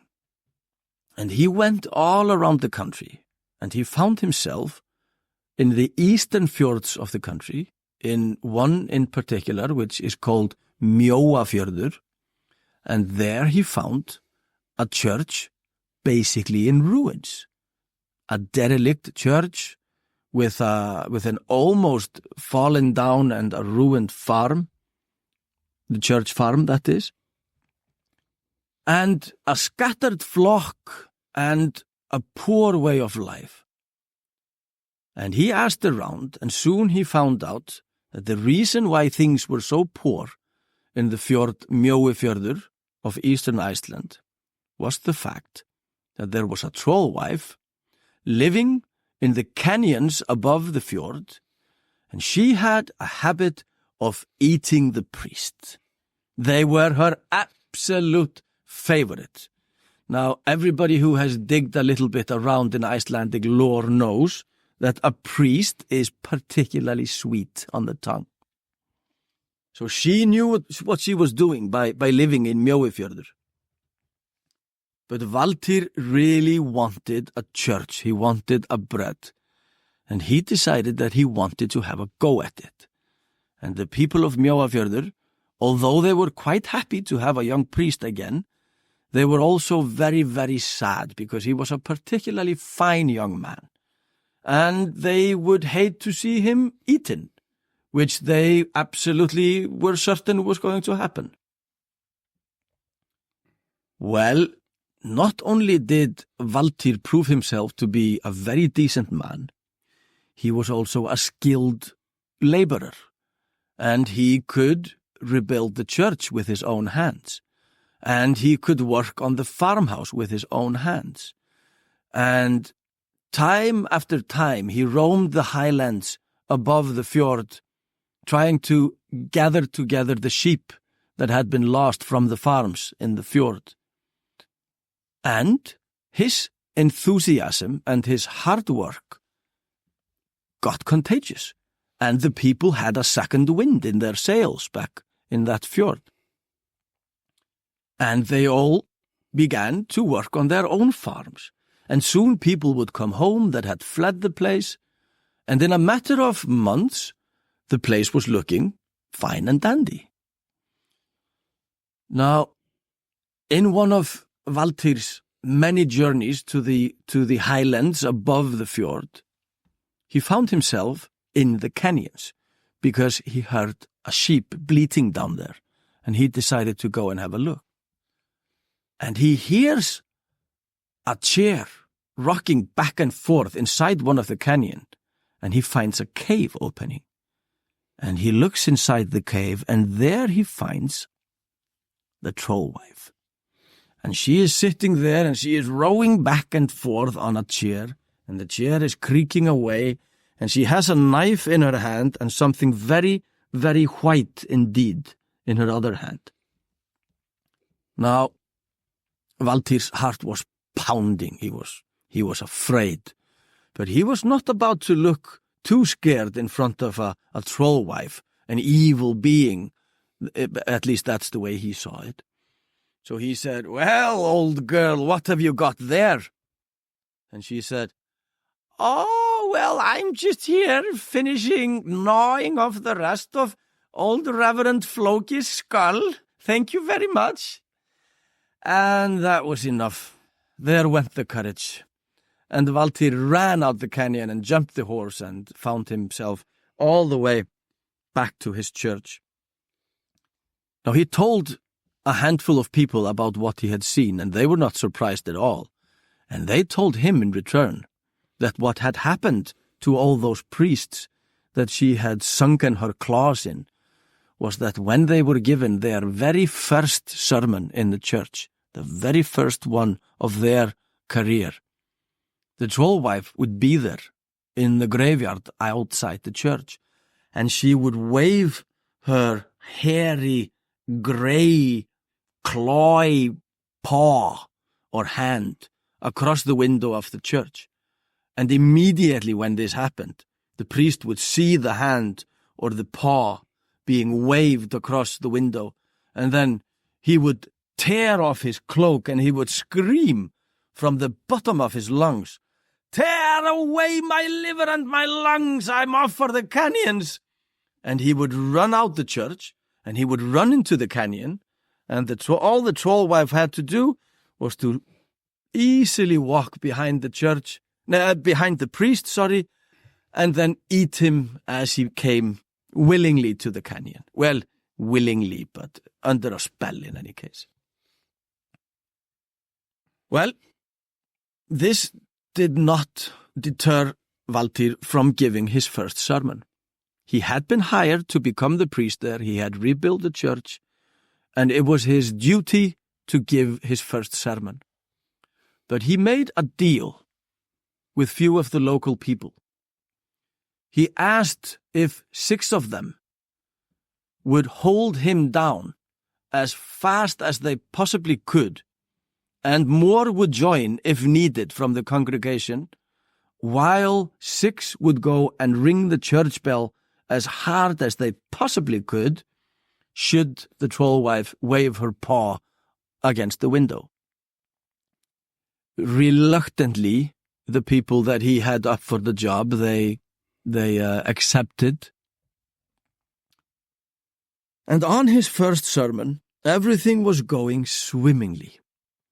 Valtýr was well-spoken, and he spoke courage into the hearts of his congregation, of his flock, and the people admired him, and heck, they almost forgot the trollwife, which was which was looming somewhere outside the church. But there it came, the grey paw across the window. Valtýr tore off his cloak and screamed from the top of his lungs, "Tear away my liver and my lung! I am going for the canyon." And then he ran towards the door, but the 6 did exactly as they had been told, and they jumped up from the benches, and they grabbed him, and they pinned him down, and the 6 of him could barely keep him down. He was so fierce and mad, and strong he was as well. It was as if some strange might had taken over in his body. But while the 6 held him down, other 6 went, and they rang the bell as hard as they could. They rang it so that it almost fell off its place in the tower. Back and forth, it bang, bang, bang, bang. And while this was going on, the trollwife was out in the cemetery or the graveyard, and she was fiercely holding her ears, and she was screaming so loud that the eardrums of the people inside the church were about to burst. But finally she gave up, and screaming, she turned her back to the church, and she ran off, and she took a mighty leap, landing her feet on top of the cemetery wall, and she kicked fast away and ran to the canyons, disappeared somewhere in the highlands above Mjóafjörður, and has never been seen again. Now, it took Valtýr a good while to recover from this, and he never fully became the strong man and able that he had been before. But he continued to be the priest at Mjóafjörður. For decades and decades he did that, and he was a prosperous priest and a loved one and a good one. Maybe one of the handful few that were. But I urge anyone that visits east of Iceland to go and see the church at Mjóafjörður, because it's an absolutely beautiful one. The old turf church that Valtýr would have talked in is long gone. But instead there is a beautiful wooden church which is very much worth your attention. But even more maybe is the crack in the wall outside the cemetery. Because despite many attempts, nobody has ever been able to make stones stand in that gap. Mm. We have a similar kind of story here from a farm in the West Mainland called Clumley. And there was two young men who were farm servants, and they got on fine until the young woman went to work at the farm.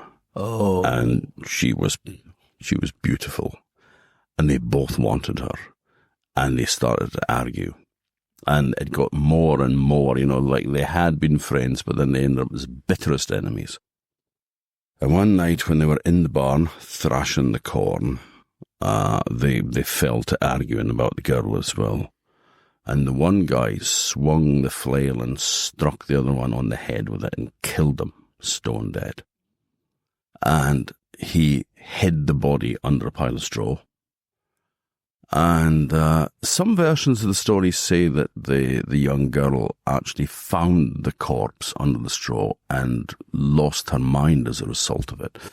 But later that night, under cover of darkness, the other guy got a horse and slung the body over it and rode off towards the cliffs at Yesnaby and threw the body over the cliffs.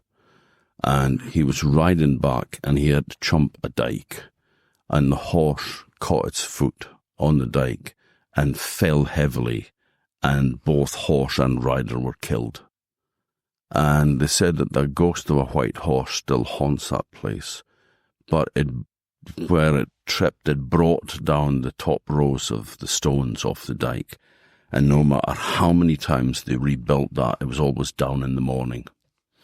So, it's a very different story, but it's that similar element with the... Exactly. The element is there, and this is something that needs to be explored even further. I know a lot of wonderful people know quite a lot about the connection between Iceland, Faroes, Scandinavia, Finland, and Shetland and Orkney.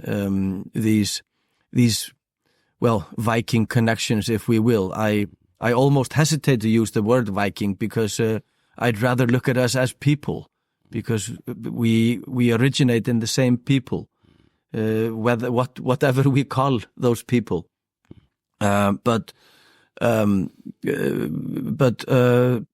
these connections we need to explore further, because there are so many things, both in the language and in the lore, and even in the hue of us, the way we look in these countries.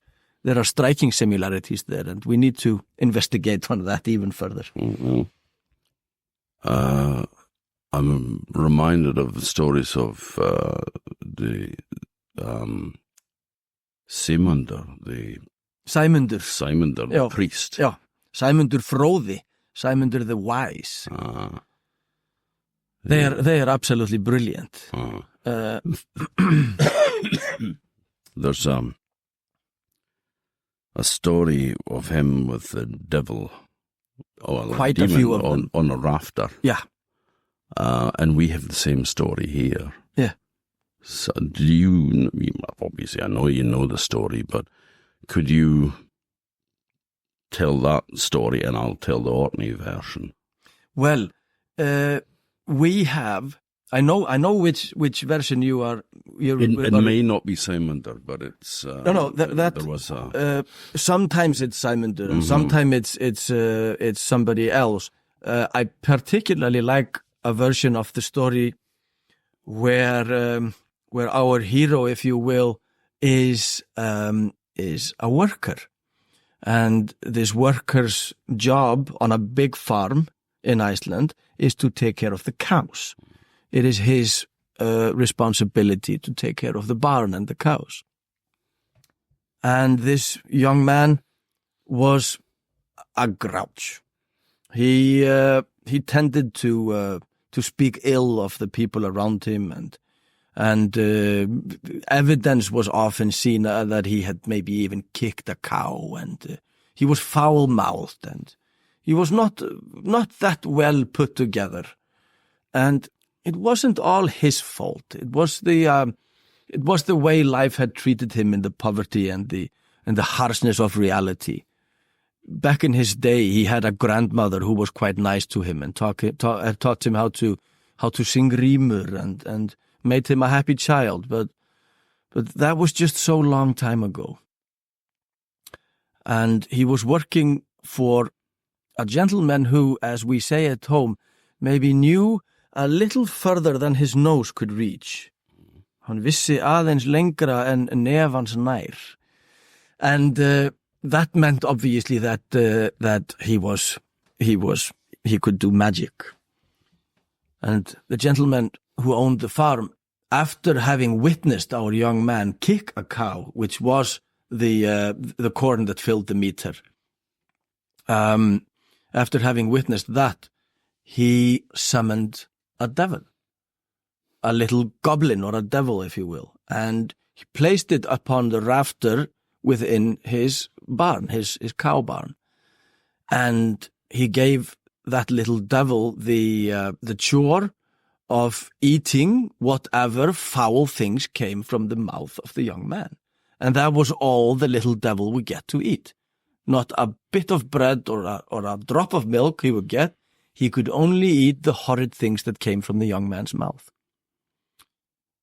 Now there was a woman also working there on this farm, and very, very secretly the young man was falling in love with her. And he would steal, a little glimpse out of the corner of his eye whenever he could. But his cold heart and his disposition to the world kind of made it so that he couldn't approach her or say a single pretty word to her. And he soon noticed that there was a demon on the beam inside his barn. And he also noticed that whenever he said a horrid thing or kicked a cow or maybe left the floor dirty or something, then that creature would get even bigger. And not only would it get bigger, it would always also get fatter. And by the time the demon was so fat that it was almost about to fall off the beam, then the young man decided, no, this cannot go forward, this cannot go onwards. And he made himself a better man, and he stopped swearing, and he started nodding politely to the young lady that he was in love with, and he kept the cows clean and happy, and he shoveled the floor every single day, and he watched the demon on the beam growing thinner and weaker and smaller and more pitiful with every day, until there was a grey speck sitting up on the beam. And by this time, the young girl had noticed him as well, and the two of them had even shared a kiss, so life was wonderful. Except for that demon, of course. And one morning, when the young man came back to his barn to tend his cows, they had been tied together on the tails, each and every one of them, and they had ran amok in the barn. Everything that could be broken was broken. There was milk everywhere. The cows were filthy. They were absolutely gone berserk in there. And the young man lost his mind. And he cursed and he kicked and he screamed and he went berserk in there for a little while. And while he did, he could see the demon on the beam growing fatter and happier and smilier and uglier. And then he decided, enough is enough. I am going to kill that creature. And he cleaned up the barn. He untied the cows. He rebuilt the stalls. He made everything like new. And for days he behaved well, even married his young woman. And the last thing he saw was that greyish blob of their falling dead into the cow dung below. A version from here was in St. Magnus Cathedral. And there was a minister there called the Reverend Yule. Now, there was two Reverend Yules, I believe. One was in the early 19th century and the other one was in the 18th century. I think the one was the grandfather of the other. Yeah, okay. So I think this is maybe the grandfather, so we're on the 1700s. He was preaching a sermon in the cathedral one day, and there was a young woman sitting in the congregation in the front row, and she was smiling during the course of his sermon. Now, he wasn't renowned for his humorous sermons, and he was starting to get more and more annoyed by the fact that this girl was sitting smiling in the front of the row, front row of the pews. And then, towards the end of his sermon, she burst out laughing. He was furious, so he ordered her to stay back afterwards, and he said, "What were you? You're sitting there smiling throughout the sermon, and then you laughed, What was it that you found so amusing?" And she said, "I meant no disrespect. I meant no disrespect to you or to the place where I am in. But," she said, "when I was sitting there, I looked up and I saw the devil was sitting on the rafters. And he was writing down the names of all the people who were asleep. And he had a bit of paper, and he was writing down all the names of all the people that were sleeping during the sermon. And he filled his bit of paper, and he turned it over, and he filled the back as well. And then he turned it on his side, and he wrote across it as well, as people used to do in those days, to save paper. And that was filled up. So he ended up tearing the tail off his shirt.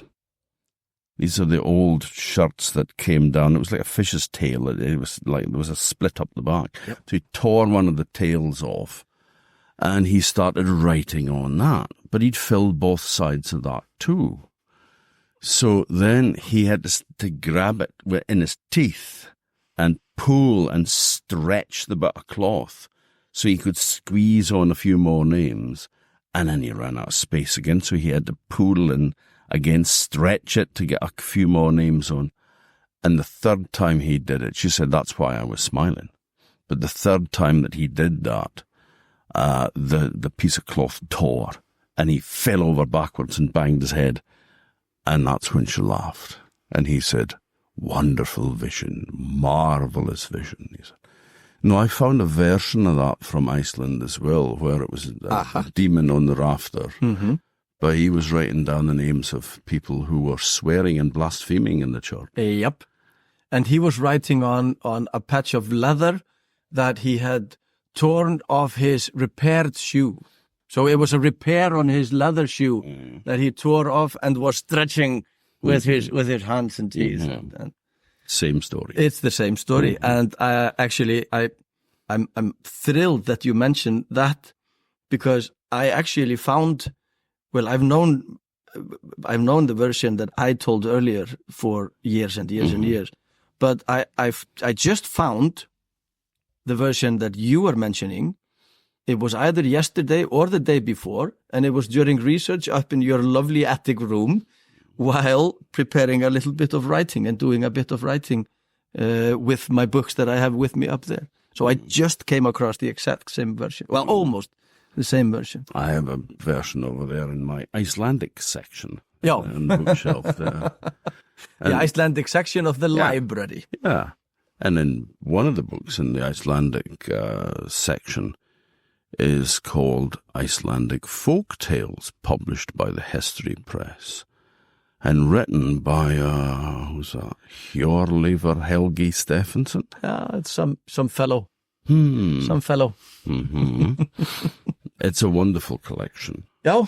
We have it here in front of us. I'm very, very happy with this book. I'm just going to come out and say how happy I am. And the illustrations by Tord Sandström Falström, who happens to be son of a good friend of mine and yours, Jerker Falström. Good old Jerker.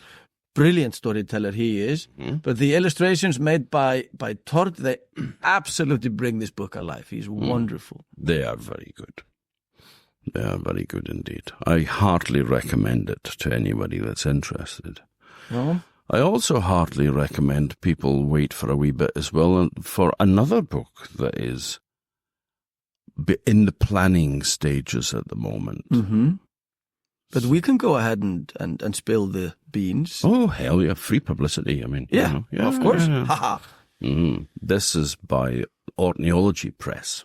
Yes, you guys. Yeah, us. And it's a collection of Icelandic folk tales by Hjörleifur Helgi Stefánsson. It will be, very much so. And I have started the work, and that is what I have been doing up on, well, In the attic bedroom. in the attic bedroom. We would say back home that room upstairs, we would say it's up on Hana Bjálka, which is the top beam of the house where the rooster would sit. Hana Bjálki. So I'm up there on Hana Bjálki, writing away for the next collection. It's going to be different, and it's... Well, I think it's going to be very different. I think it's going to have a very different tone and a different atmosphere. Not that I'm not very fond of that first collection of mine, but now I have permission to go a little more rogue. Yeah, absolutely. And, I mean, you know, the fatter the book, the happier I am as well. I like a fat book.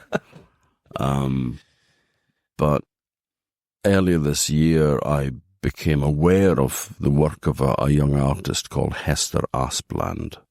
And Hester, who has come and stayed here as well, she is the most amazing book illustrator. And so we are going to be working with her on this collection of Icelandic stories as well, and her work is just stunning. It is absolutely beautiful. That pamphlet that she published and you were kind enough to give me a copy of, it is absolutely something to see. It is, and it's got a wonderful drawing in it of the story that you just told about the old troll woman and waving her paw in front of the window of the kirk, and I mean, it's just fabulous. I absolutely love that. Even before we start working together, she has already stumbled upon one of my favorite stories in all of Iceland, in all of the lore. And when she was in East Iceland last year, I think it was, she had a copy of your Icelandic Folk Tales book with her, and that was like the top of her bibliography was that book. Lovely. And I remember pointing to it going, "Oh, it's my pet Viking." I know that name. Gully, gully, gully. Snookums. So yeah, that'll be fantastic working on that, and I mean it will be a tremendous collection as well, I think.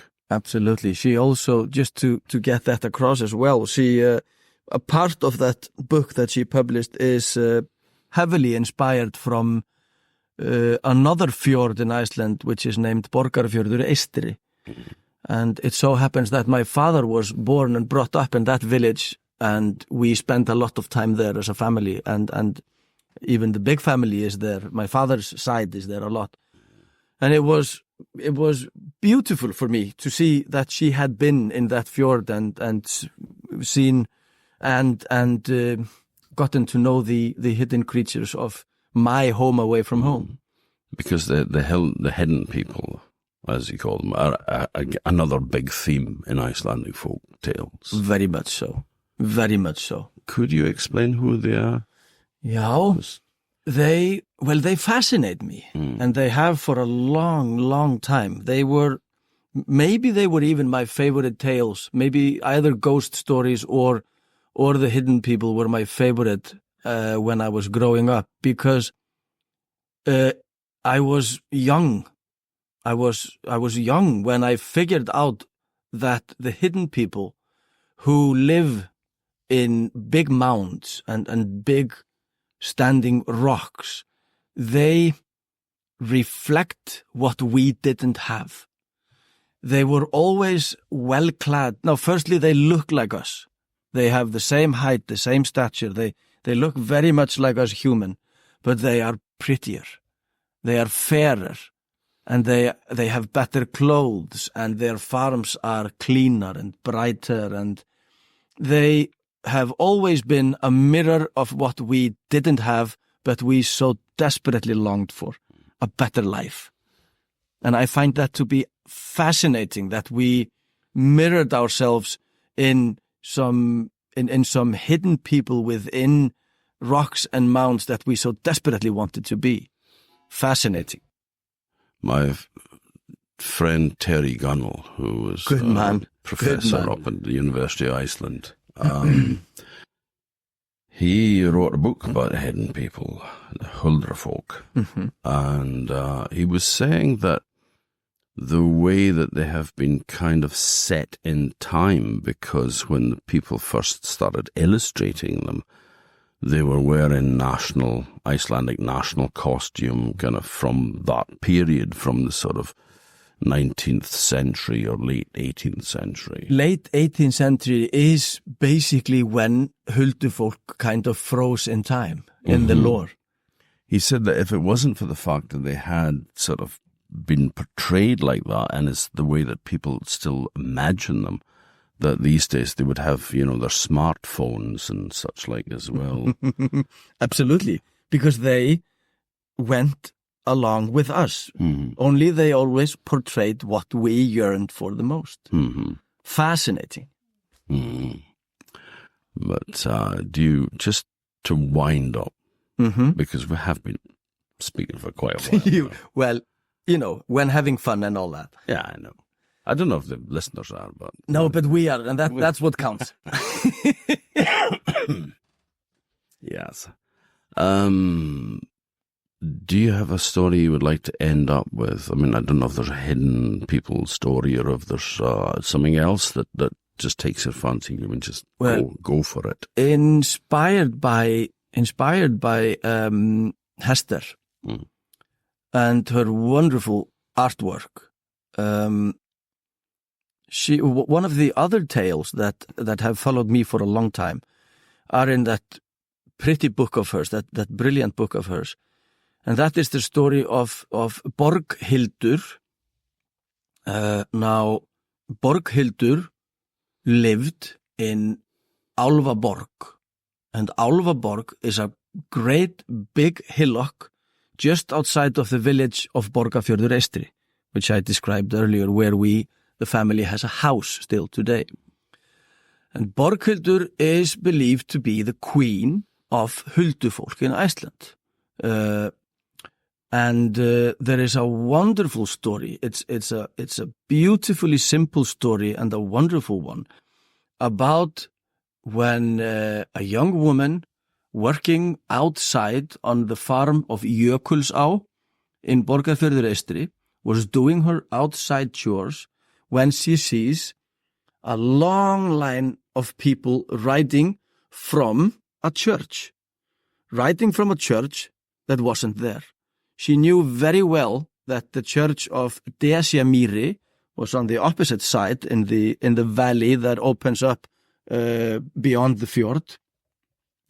And she was looking at a long line of incredibly well-clad and good-looking people on beautiful, tall, strong horses riding from a church that she knew very well wasn't there.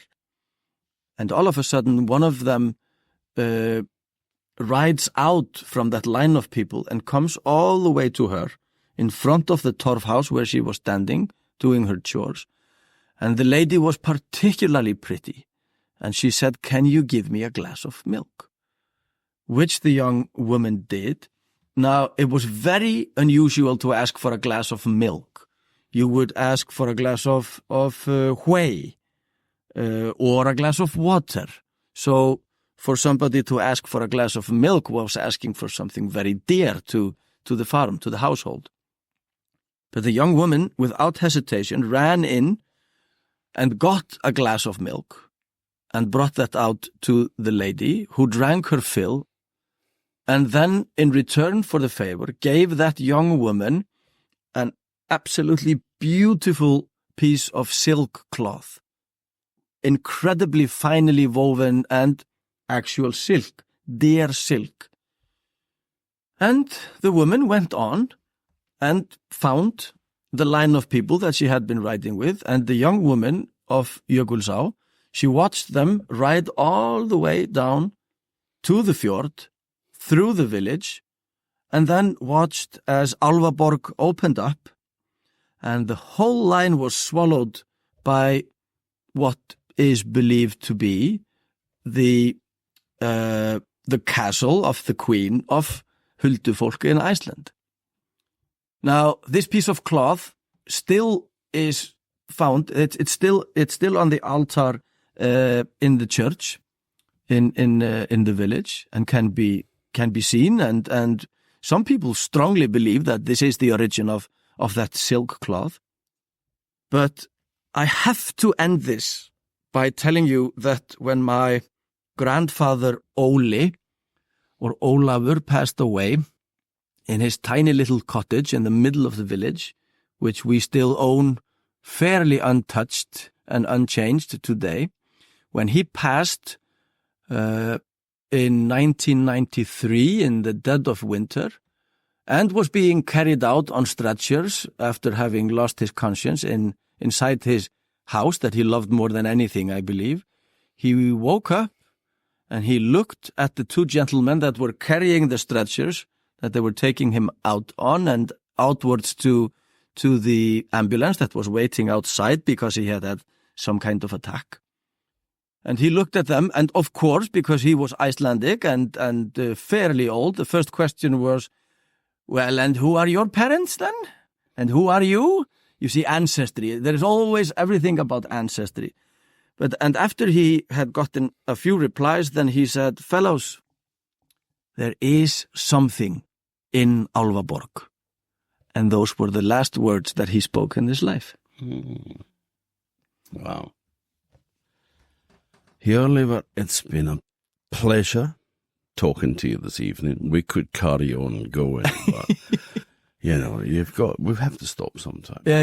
And you've got a flight in the morning, so I do. Off for home. Yeah. Off for Iceland.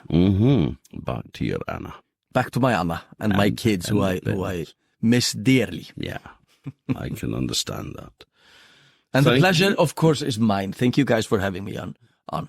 Absolute pleasure, Hjörleifur. Thank you. Thank you.